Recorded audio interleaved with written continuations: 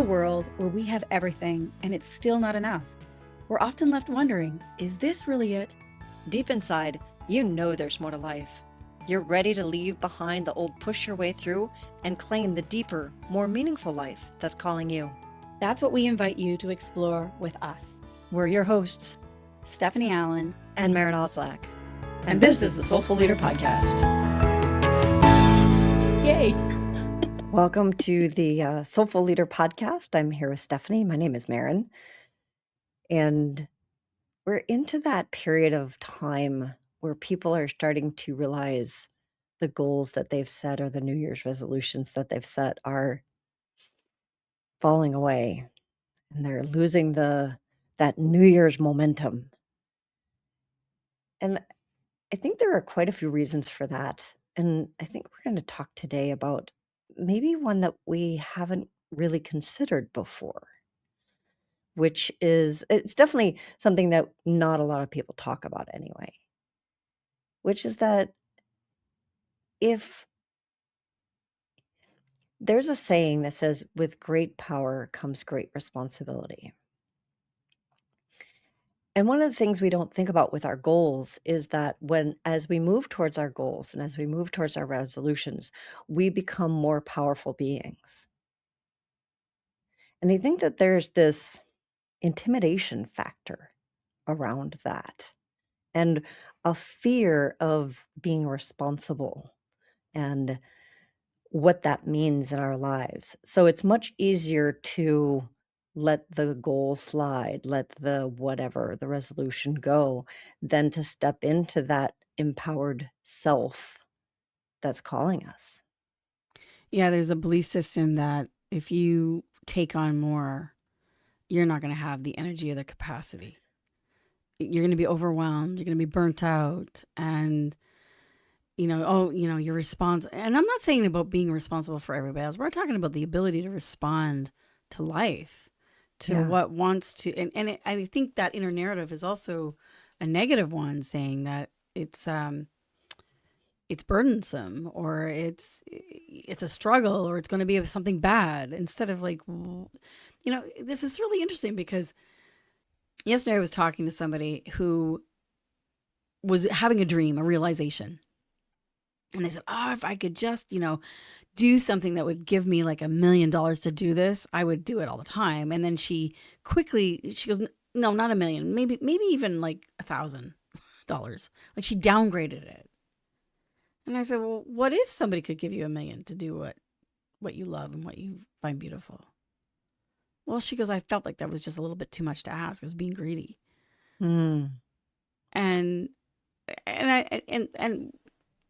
I was just kind of reflecting on that. It's like, we have these little thimbles that we say, well, if you can fill that thimble full, I'll be enough. That's good. That's great. I'm happy. When really, what if somebody wanted to give you so much more? And of course, we've just come through the holidays. And so to me, the Christian holiday of Christmas has so much more meaning to it than what we are doing it right now as a consumer sort of holiday. But even if it's a consumer holiday, even if that's where you're at too, that's fine. Think about it as a way of like presencing, gifting somebody, and also receiving. Like even on that very basic level, we tend to push away the presents in our life. We tend to push away things that people are giving to us. I'm like, oh, that's too much. I don't need that. I don't deserve that. Or you've done so much already. But what if actually life wants to give us so much more, and we are playing at the size of a thimble? I'm just curious. Like, what would life be like if we could change that? What would the world be like if we changed that? I think that's such a powerful question, and one that I can only answer on an individual level, right? So for myself, I just recently had a conversation, that very conversation with my coach, the person that I work with who coaches me. And I'm stepping into a whole new level of who I am and what I'm doing here to serve on this planet. And there was that fear factor of, if I step into that, I will be responsible because I'll know more. right? We say that knowledge is power, and yet with knowledge, when we know more, we're responsible for more. And I want to talk for a moment about that word responsible, because it does feel oftentimes in our society it's a burden. I like that you Mm-hmm. used that word earlier. Yeah. It's a burden. You're responsible for that. And one of the ways that I think about it that helps me, and I know many of you have heard this, and I just want to say it a little bit differently, is responsibility is the ability to respond. So if I go back to that thing that I said at the very beginning, where it's with great power comes great responsibility, that feels overwhelming. And if I said to you, with great power comes the ability to respond greatly, Mm. I like that that feels better. right. That Yeah, it feels feels really so much better. different. Yeah, it does. And that's essentially the conversation. He didn't use those words, but that's essentially the conversation that my coach had with me. That was like, yes, as you become more aware and step into the next thing, there will be more things that you'll have to work with, that you'll, and when I Mm-hmm. say, again, we can look at that word have to. I can say, oh, I have to work with that, or there are things that I have with which I can work. So Mm. there are gifts there for me. And we tend to go to the story of burden and overwhelm instead Yeah. of opening the gift. I love that you said that about, like the holiday time, of opening the gift of, there's something of benefit there for me. And where is it? It's hidden in the words somewhere. It's hidden in the road signs somewhere. It's hidden for me. And Mm-hmm. yet we wanna go, "La, la, la, la," like what was the monkeys? "Hear no evil, see no evil, speak no evil," right? Then Speaking. we just wanna cover everything and be like, "No, I can't see you. No, I can't hear you. Don't make me do it." I And know. really, Like I often will say is like, well, what are we believing when we do that? Like, are we, like you said, yeah. are we believing that it's it's going to make it worse? Like when people will say to me, it's like, oh, you own your own business. Oh my gosh, that must be such a like overwhelming thing. I'm like, oh my God, I wouldn't have it any way. I'm a horrible employee. I'm terrible. Because I'm like, well, I see things differently, or I want to do this. And what do you mean I have to follow the rules? And what do you mean I have to stay within the, and I'm not saying, I'm just like looking at, there are good and bad in everything that we do. If you just stay on that level of good and bad in everything that we do. But if you look at, you have one life. How do you want to live this one life? Do you want to live it in a beautiful cage? It's beautiful. It's a beautiful cage. It's beautiful. Or do you want to spread your wings and fly?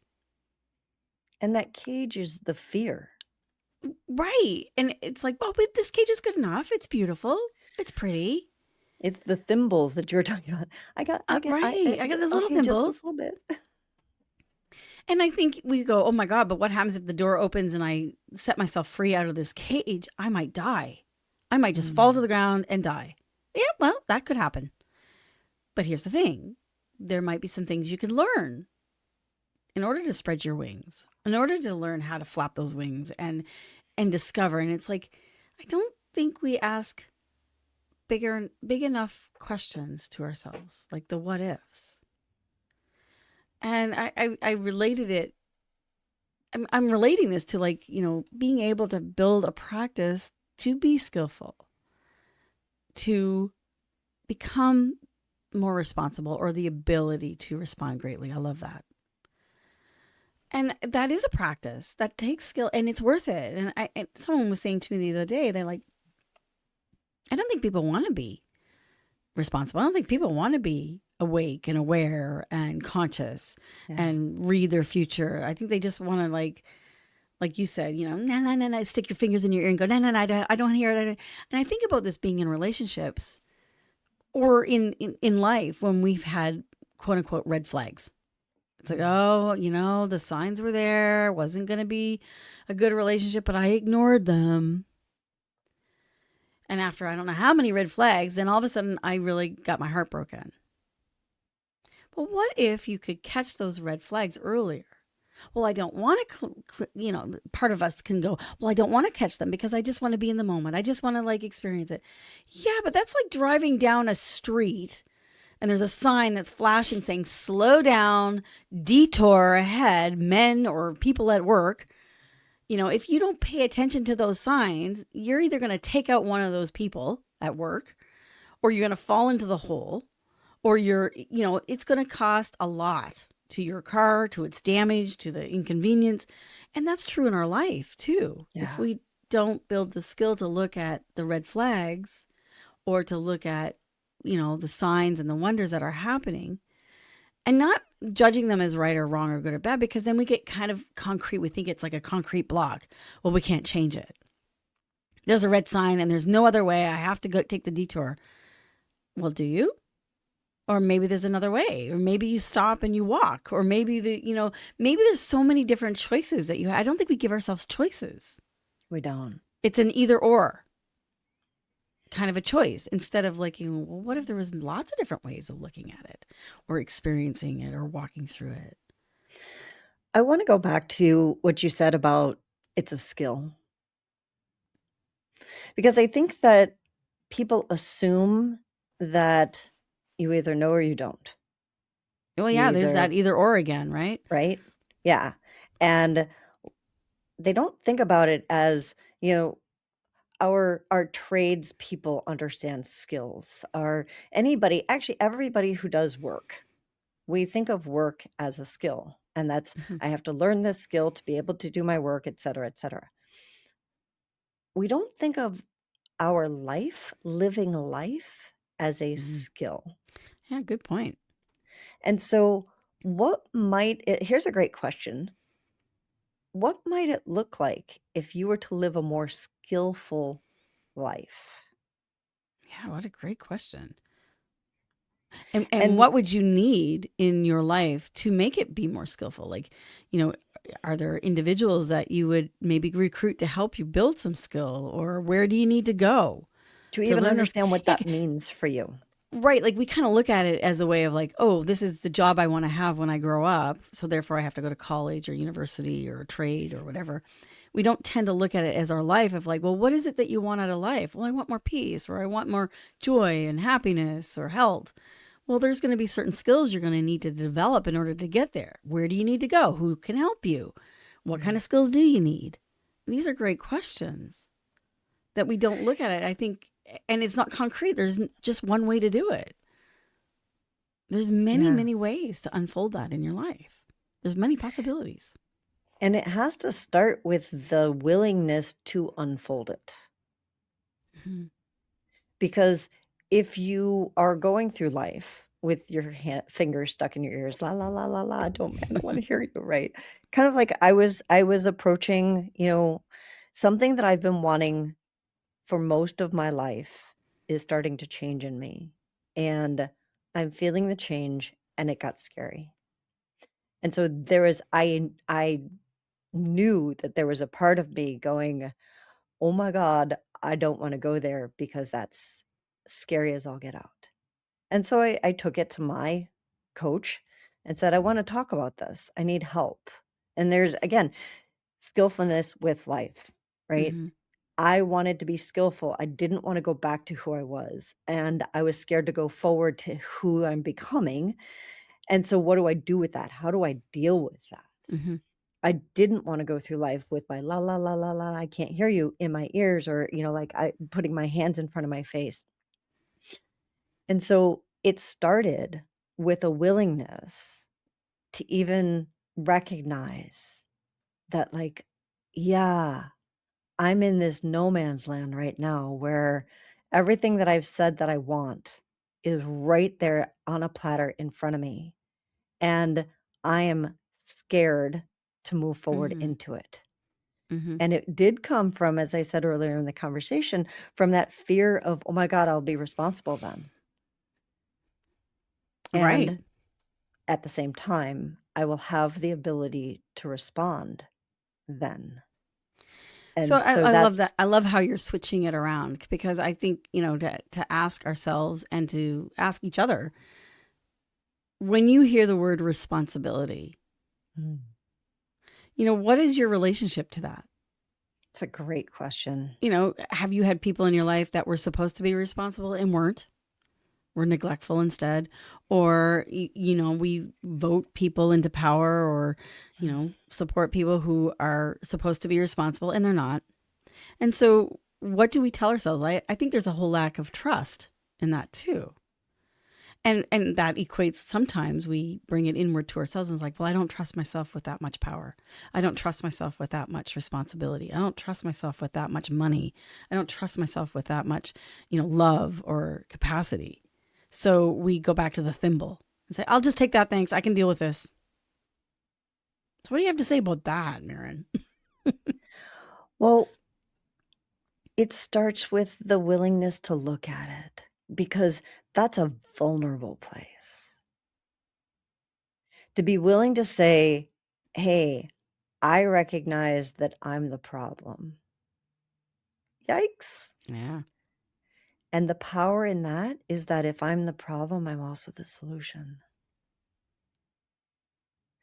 And I guess I'm full of quotes today.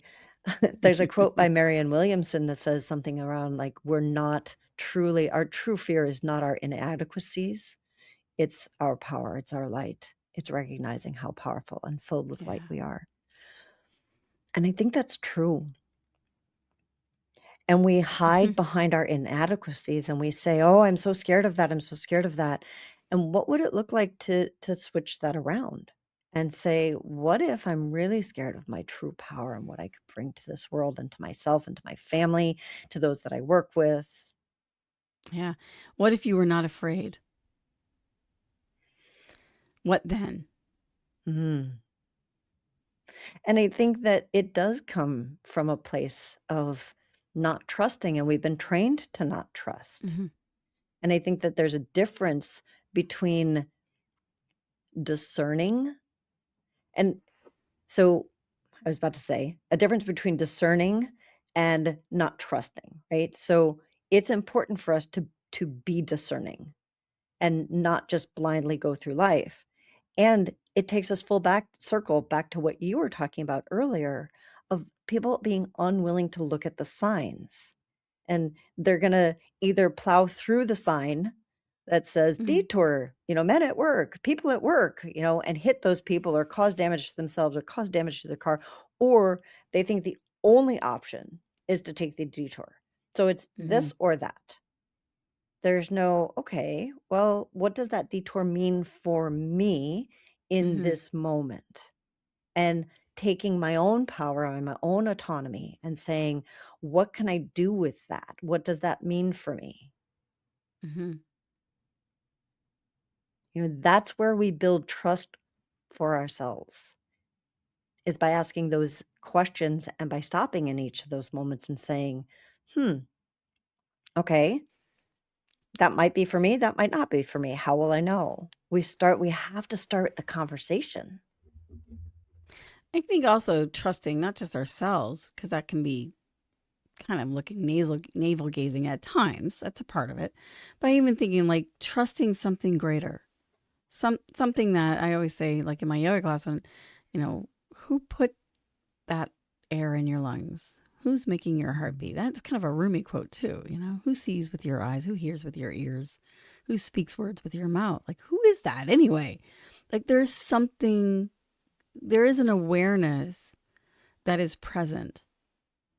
I mean, there's all kinds of different names that many different faiths or religions or belief systems believe in it. And you can find your own, but it's like when there's something that we believe in, something greater than just ourselves that is going on, that has us incredible guidance and hands behind it. There's something that helps me rest and surrender. Like you talk about being vulnerable. I need that in order for myself to be vulnerable. That there is something going on that I can't see or know. And I think going back to that, why do we not want to know? Why do we want to stay ignorant? We think ignorance is bliss when it's not. It's like we miss those road signs. We miss those red flags. in our relationships, in our life, in our work. And then next thing you know, I mean, how many times have we heard this before is when people say, oh my God, I didn't see it coming. Mm. It just, it just hit me. It totally sideswiped me. Well, I don't want to be sideswiped. I don't want to be, I want to see it coming. I want to be able to go, oh, it's coming. Okay, step out of the way. Right. You know? Because the only way you can be in choice is if you see it coming. Right. And it's not about trying to figure everything out, but it's being able to pay attention. And to me, that's where I go to somewhere relying something higher than myself, going, there is an awareness, there is a consciousness that deeply loves me and cares for me and leaves me little breadcrumbs and signs and wonders. It's up to me, though, to build the skill of life to pay attention, but not to be skeptic, not to be, some sort of, hard ass kind of, I don't trust anybody kind of thing. It's just like, oh, being curious, going, oh, that's interesting. I wonder what that means. And staying in the not knowing, but being able to also hold the question and be present to the answer that might be coming.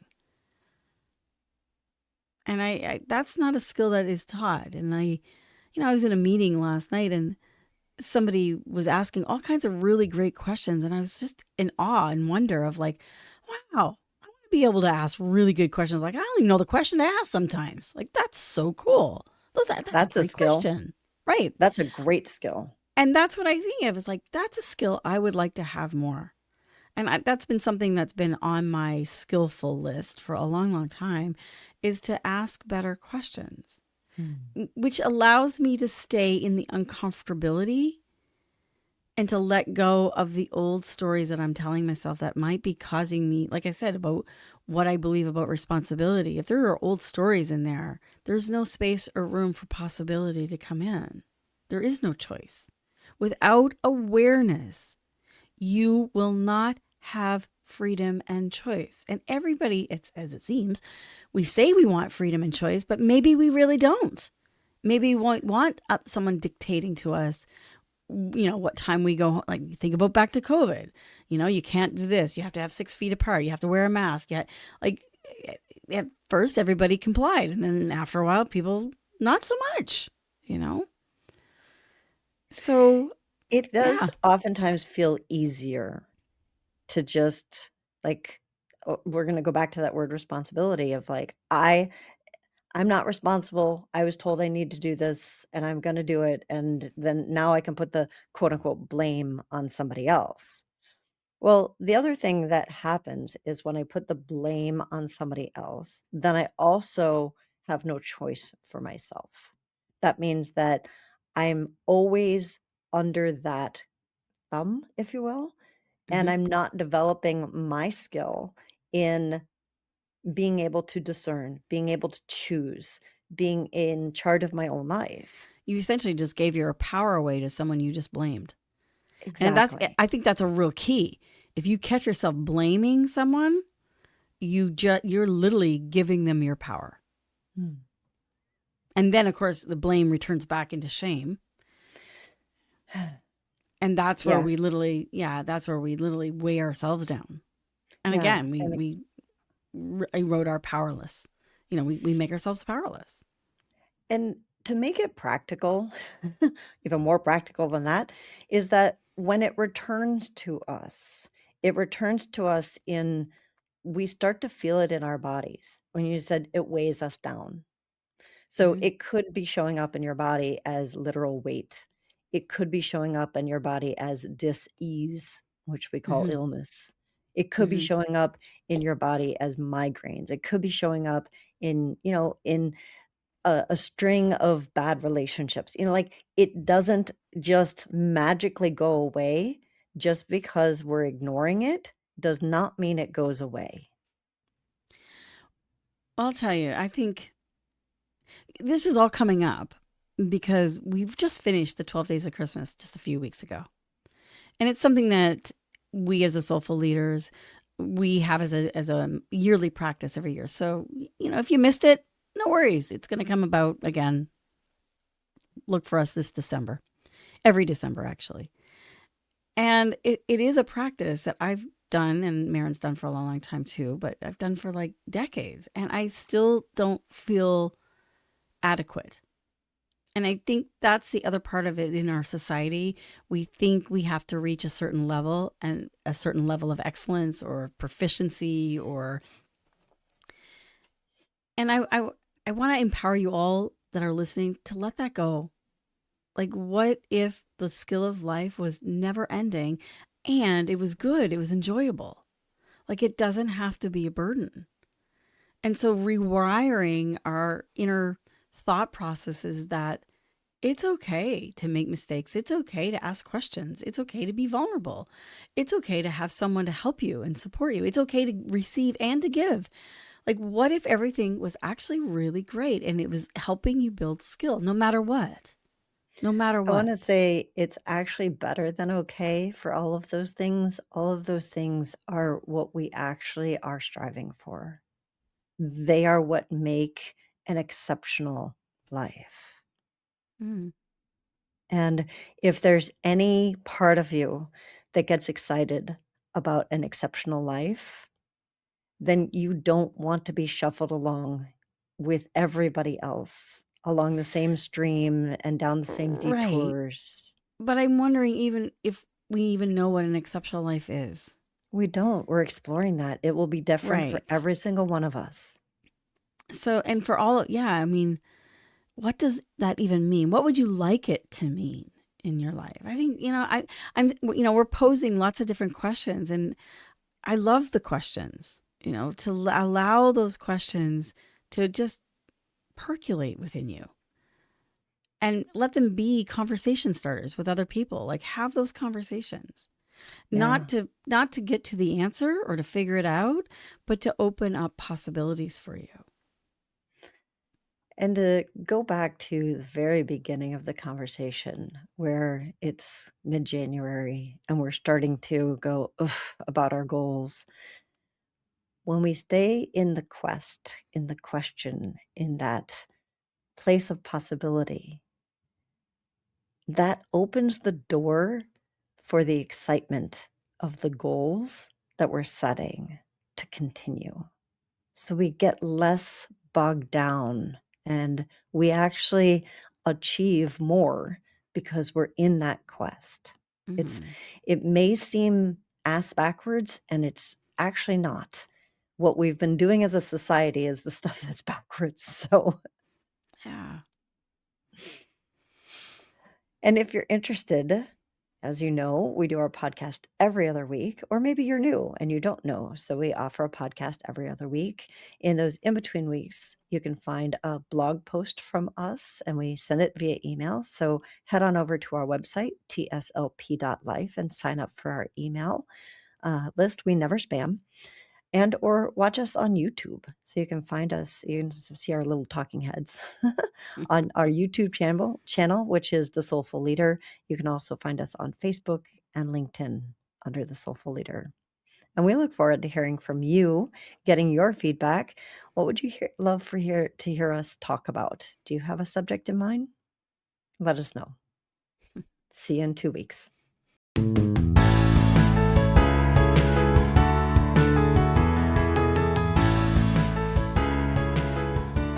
And that wraps up another episode of the Soulful Leader podcast with your hosts, Stephanie Allen and Maren Oslack. Thank you for listening. If you'd like to dive deeper, head over to our website at thesoulfulleaderpodcast.com. Until next time.